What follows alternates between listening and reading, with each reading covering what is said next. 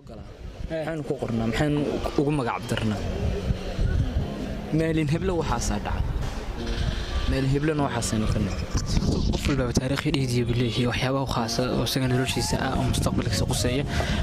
taas marka ay timaado qof walba wax laga yaabaa inuu isu leeyahay buuxs qodar ama jadwal gaar ah ama program dejisan sida asxaabtii dhalinyarada ku dhex jira ama dadkii asxaabtii bulshadii iyo iskaga dhex jira haddana marka xaafadiisa hadhow qorshayaal uu leeyahay uu fushada jira soma marka qof walba noloshiisa wuxuu ku jira hayaan iyo geedi hayaankaas iyo geedigaas laba mid buu noqon karaa ama labadaba uu yahay inuu umad islaamanahay hayaankeen ama geedigoona waa maalinta ka dambaysa waa inaanu aakhiro socono aan xasuusanahay aanu garan karno meesha aanu tegayno iyo xagga waxaana ka horeeya meesha aanu degi doono insha allah taas qofna loo tilmaami maayo iyadoo taas ay jirto haddana waxaa jooga hiigsi dhow oo qofku leeyahay adduunyada maalmaha uu nool yahay oo ka leeyahay kuwaasi qof walbaaba qaab uu turjunta ama qaab uu arkaa noloshiisa xalkeeda inuu noqon karo oo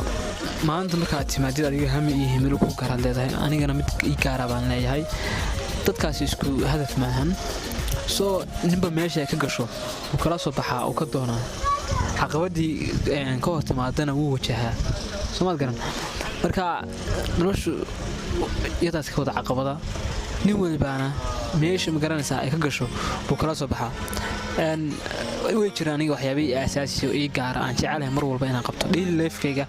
oo maalin walba aan kusoo diro inta aniga waxaan iskaga dhex jiraa editing iyo kamarad iyo wax duubitaan iyo waxyaabahaas iskaga jiraa haddana kulli wixii aad ku dhex jirtid waa inaad heerka gaadhaa marba adduunka horta wax lagu jecelahay marka aad timaado dhan garanaysaa social media video editing inaan wax edit gareeyo weliba sawir maaha wax kale maaha waa video inaan edit gareeyo baan ugu jeclahay sababtaan ugu jeclahayna ma ahan in aan wixii aqoonsaas u leeyahay ma aqaanin aqoon dheeriyo ma lihi kaliya waxaan doonayaa inaan wax ka faa'iido aan barto xiiso aan u hayo baana taa keentay soomaad garan marka taas weeyay daily lifekayga mar walba aan ku celceliyo maalin walba ama maalintii ugu yaraan 2 jeer ama 10 daqiiqo aan sameeyo ama xataa haddii aanan practical ahaan ku samaynayn aan daawado su'aalaha waa dhammaadeen marmay 150 su'aalood bay weydiisay adiga waxaan ku weydiinayaa su'aal baan ku weydiinayaa su'aashan ku weydiin lahaa inkastoo aan laqay su'aashan ku weydiinaya waxa weeyaan haddii lagu yiraahdo maanta gobolada Soomaalida ay digto gobol kamida badalxiis loo baxaya gobolkee baa jeclaan lahayd inaad dalxiis u tagto ama aad ku dalxiisto kadibna kadib ugu leeyahay Soomaaliyeed aad baan u jeclahay magaalada jeclaysi ma Soomaaliga macnaheedu dhulka Soomaalida aad baan u jeclahay meel kasta Soomaaliya qof Soomaaliya joogana aad baan u jeclahay inaan tago gobollo badan waan maray gobollada Soomaaliya kamid ah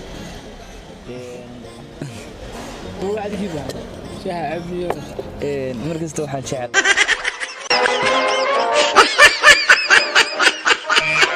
inaan hadii la saxaan badiga dhigto wada dhaanso ya markasta waxaan jeclahay inuu magaaladan la saacanood maadaama aan bil hadaan ka noqnoqnaado aad baan ugu soo xiisaa waan u soo dalxiistagaa waqtigan joogayadaan aad u jeclahay inaan macnaheeyo lascanad waan garanay inaad jeceshahay oo magaalada aad degantahay waa aad ku dhalatay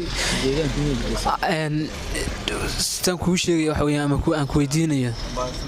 su'aashan ku weydiiyay waxay ahayd haddii lagu yiraahdo gobolada Soomaalida gobol ka mid ah dalxiis lagu geenayo gobolkee baa dooran lahayd gobolka Sool dooran lahayd maxaan ka soo doonay gobolka Sool baa dooratay aad baad mahadsantahay su'aasha kale aan ku weydiinaya waxa weeyaan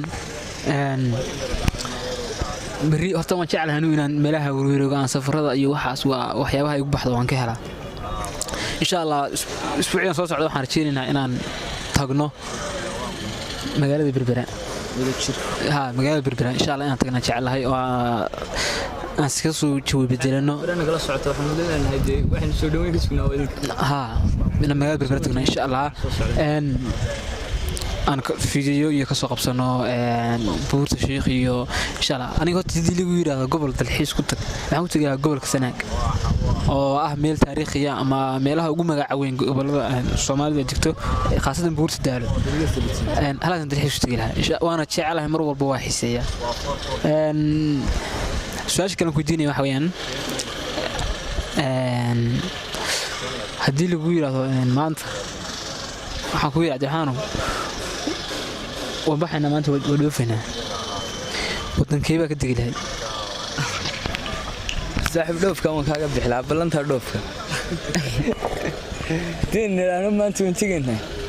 إيه ورتانو قوان تعلينا ضد في تكان لكن ما تعلينا الصومالي عجا كتاب أدون تعله الصومالي حتى أفريقيا الدو ما تعلينا إن يركجا مقنعه ودو جد كين ينتجي وانكسر لابتي waxay soo celiyay wajacaylan Soomaaliya oo qabo Ethiopian tigay waan ka soo laabtay waxa macnaheedu wajacaylan oo qabo oo soo laabtay sidoo kale Uganda waan ka soo laabtay marka meel kasto macnaheedu hadaan tago qurbo Mareykan iyo Canada iyo dhulkaas kale waxaan jecel mar kasta waxaan ogahay inaan dib uga soo laabanayo